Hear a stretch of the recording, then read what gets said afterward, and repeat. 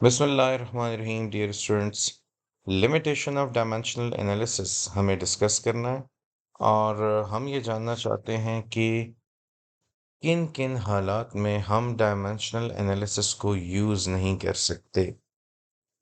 तो पहला उसमें पहली लिमिटेशन है कि डायमेंशनलेस कांस्टेंट अगर किसी इक्वेशन में है तो आप डायमेंशनल एनालिसिस के थ्रू उसकी वैल्यू नहीं फाइंड कर सकते। जैसे ड्रैग फोर्स का फार्मूला है F D is equal to 6 pi eta R we.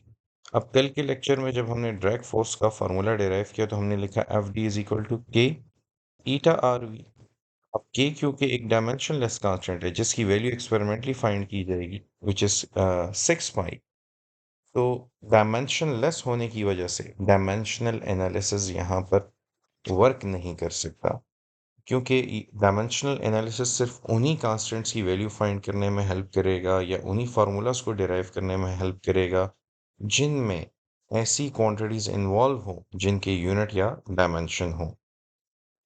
इसी तरह जब आप एग्जाम्पल में जाते हैं चैप्टर नंबर 1 की और आप देखते हैं टाइम पीरियड का फार्मूला के square root L by g. Actually तो हम जानते हैं कि सिंपल पेंडुलम के टाइम पीरियड का formula 2 pi square root L by g है, लेकिन डायमेंशनल एनालिसिस के थ्रू तो इस के की वैल्यू निकाली नहीं जा सकती। तो हर वो फार्मूला जिसमें डायमेंशनलेस कांस्टेंट्स होंगे, वो डायमेंशनल एनालिसिस के थ्रू जब आप डिराइव करने जाएंगे, फार्मूला तो डिराइव हो जाएगा लेकिन डायमेंशनलेस कांस्टेंट की वैल्यू उसमें अवेलेबल नहीं होगी। ओके, सेकंड लिमिटेशन है हमारे पास ऐसी इक्वेशंस जिनमें लॉगरिथमिक फंक्शन इन्वॉल्व हो। फॉर एग्जांपल आई कोई भी वेरिएबल है, आई नॉट उसकी मैक्सिमम वैल्यू है, तो लॉग ऑफ एक्स वाई। अब ये लॉग ऑफ एक्स वाई जो है इसका कोई यूनिट नहीं होता। जैसे आप कह देते हैं log of 10 into let's say 100, तो it is log of 1000 which is log of 10 to power 3 which is equal to 3 log 10। log की प्रॉपर्टी हमने लगाई है log 10 is 1, तो you get result equal to 3।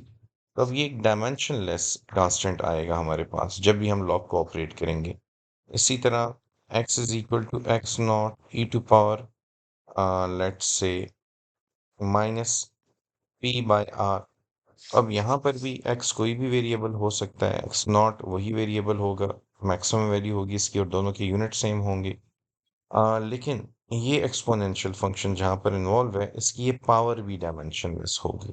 Power dimensionless होने से ये मुराद है कि अब अगर पावर का कोई यूनिट नहीं, मिसाल के तौर पे हम कहते हैं कि e की पावर है -1, तो e की पावर -1 का मतलब है 1/e विच मीन्स 0.672। अब ये भी एक डायमेंशनलेस कांस्टेंट है। तो अब अगर हम देखें तो डायमेंशन तो इसके ऊपर अप्लाई हो सकती है, इस पे अप्लाई हो सकती है, लेकिन इस पूरे फैक्टर पे अप्लाई नहीं हो सकती। इस फार्मूला को आप डायमेंशनल एनालिसिस के थ्रू डिराइव नहीं कर सकते। इसी तरह x इज इक्वल टू X nought cos omega T हो, तो ये फार्मूला भी आप डायमेंशनल एनालिसिस के थ्रू डिराइव नहीं कर सकते, क्योंकि इसमें जो कॉस थीटा है या कॉस ओमेगा टी है इसकी वैल्यू लेस देन और इक्वल टू 1 और ग्रेटर देन इक्वल टू -1 होती है। तो ये भी एक डायमेंशनलेस कांस्टेंट है। तो तमाम इक्वेशंस जिनमें कॉस थीटा आ जाए, लॉग आ जाए, एक्सपोनेंट आ जाए, वहाँ पर आप डायमेंशनल एनालिसिस कर सकते हैं। अच्छा, इसमें एग्जांपल दी गई है कि देखें अगर आप इसको अप्लाई करते हैं इस इक्वेशन पे s is equal to V I T plus 1/4 square, तो ये इक्वेशन डायमेंशनली करेक्ट है लेकिन फिजिकली करेक्ट नहीं है। इसमें देखें ये इक्वेशन जिसमें डायमेंशनलेस कांस्टेंट 1/2 ये बिल्कुल करेक्ट। तो इसी तरह अगर आप डायमेंशनल एनालिसिस के थ्रू काइनेटिक एनर्जी का फॉर्मूला डिराइव करेंगे, mv² तो आ जाएगा, लेकिन एक्चुअल फार्मूला जो फिजिकली भी करेक्ट है वो ½ mv² है। सो ये दोनों फार्मूले डायमेंशनली तो करेक्ट होंगे, ये भी डायमेंशनली करेक्ट है, ये भी डायमेंशनली करेक्ट है, ठीक है, लेकिन ये वाला फार्मूला फिजिकली करेक्ट नहीं है और ये वाला फार्मूला फिजिकली भी करेक्ट है। तो ये डायमेंशनल एनालिसिस की लिमिटेशन है।